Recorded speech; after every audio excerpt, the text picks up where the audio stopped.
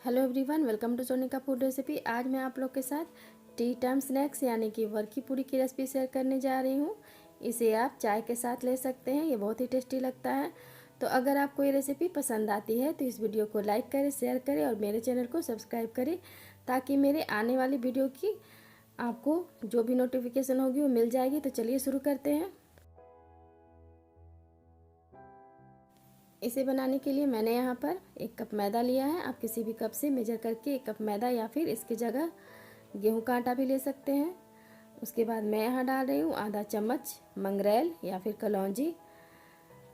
उसके बाद मैं यहाँ डाल रही हूँ 1 चम्मच कसूरी मेथी, स्वाद अनुसार नमक। उसके बाद मैं यहाँ ले रही हूँ 5 चम्मच घी। इसे मैंने गरम कर लिया है। तो चलिए हम इसे हाथों से अच्छी तरह से मिक्स कर लेंगे।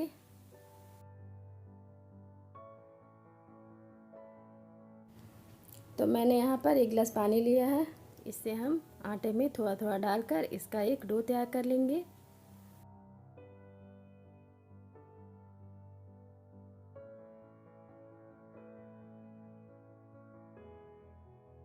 तो देखिए आटा हमारा तैयार हो चुका है। तो चलिए हम इसे इस तरह से 6 भागों में बांट लेंगे हाथों से।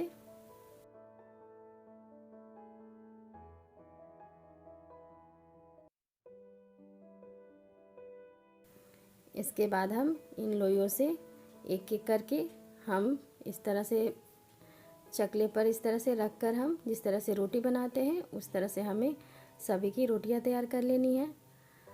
तो चलिए हम रोटी तैयार कर लेते हैं इसकी।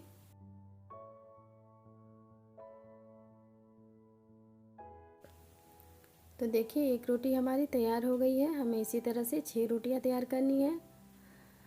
तो चलिए हम इसी तरह से बाकी रोटी भी तैयार कर लेते हैं और इसे एक प्लेट में रख लेते हैं। ये देखिए मैंने इसे इस तरह से प्लेट में रख लिया है। तो चलिए हम इसी तरह से बाकी रोटी तैयार कर लेते हैं बेल कर।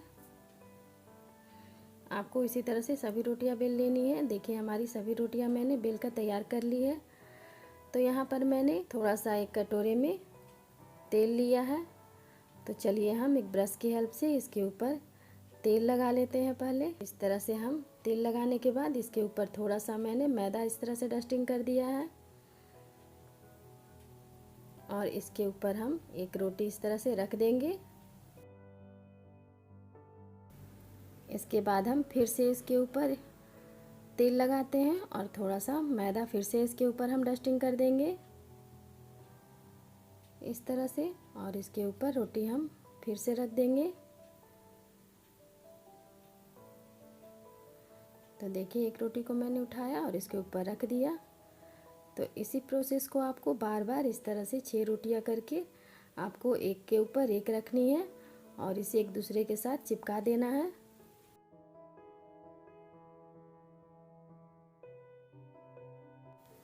आपको ये काम थोड़ा मुश्किल लग रहा है तो आप एक कटोरे में थोड़ा सा तेल ले लें और उसमें थोड़ा सा मैदा डालकर उसे अच्छी तरह से चम्मच से फेंट लें और उसको इसके ऊपर इसी तरह से जिस प्रोसेस से मैं लगा रही हूँ इसे उसी तरह से सभी रोटियों के ऊपर एक एक करके आप इसी तरह से लगा लें।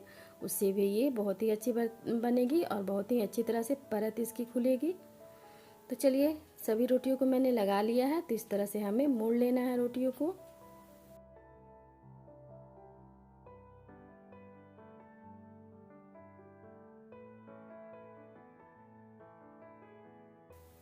देखिए इस तरह से दबाकर मैंने इसे रोल कर लिया है।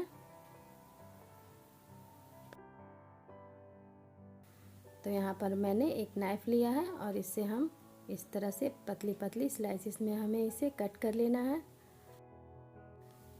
बच्चों को ये रेसिपी बहुत ही पसंद आती है। आप इसे एक बार घर में ज़रूर ट्राई करें या फिर बड़ों को भी आप शाम को चाय के साथ दे सकते हैं और इसे महीने भर स्टोर करके रखा जा सकता है। ये ख़राब नहीं होता है 1 महीने तक।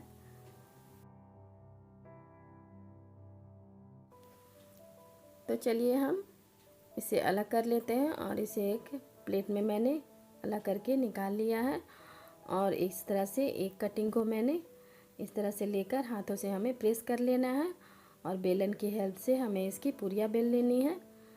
तो इस तरह से हम सभी को प्रेस करके इस तरह से पूरियाँ बना लेंगे और पतली पतली हमें पूरियाँ बनानी है, ताकि तेल में जाने पर इसकी परतें जो है वो अच्छी तरह से खुल कर निकलेगी। तो इस तरह से सभी को हम इसी तरह से अच्छी तरह से बेल लेंगे और पूरियाँ हमारी तैयार हो गई है। देखिए सभी पूरियों को मैंने बेल लिया है।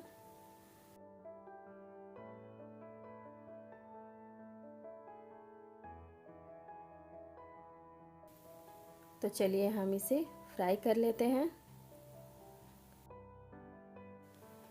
तो यहाँ पर मैंने कढ़ाई में तेल डाल दिया था गरम होने के लिए, गरम हो चुका है। तो चलिए हम एक एक करके पूरियों को इसमें डाल देते हैं। तेल अधिक गरम नहीं होना चाहिए। गैस का फ्लेम जो है हमें मीडियम टू लो रखना है और इसे हमें बिल्कुल धीमे आंच पे पकाना है। अगर तेल आपका ज़्यादा गर्म हो गया है तो आप गैस का फ्लेम बंद कर दें, इससे पूरियाँ जलेंगी नहीं और धीरे धीरे अच्छे से ये एक एक परत अच्छी तरह से इसकी निकल जाएगी। तो चलिए हम इसी तरह से पूरी को फ्राई कर लेते हैं और हमें इसे मीडियम टू लो फ्लेम पे इसे धीरे धीरे फ्राई करना है। तो देखिए इसी तरह से आप धीरे धीरे से फ्राई कर ले, पूरियों का परत जो है अच्छी तरह से खुल जाएगी। देखिए पूरियाँ की परत जो है अच्छी तरह से खुल गई है, ये देखिए। तो चलिए हम इसे एक प्लेट में निकाल लेंगे और इसी तरह से बाकी पूरियाँ भी हम तैयार कर लेंगे।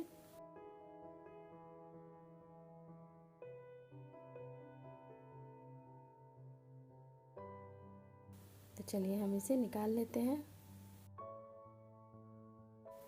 ये देखिए पूरियाँ हमारी कितनी खस्ता और क्रिस्पी बनी है। ये बहुत ही टेस्टी लगती है खाने में। आप इसे एक बार घर में ज़रूर ट्राई करें। तो चलिए मैं आपको एक तोड़ के दिखा रही हूँ। ये देखिए कितनी क्रिस्पी दिख रही है।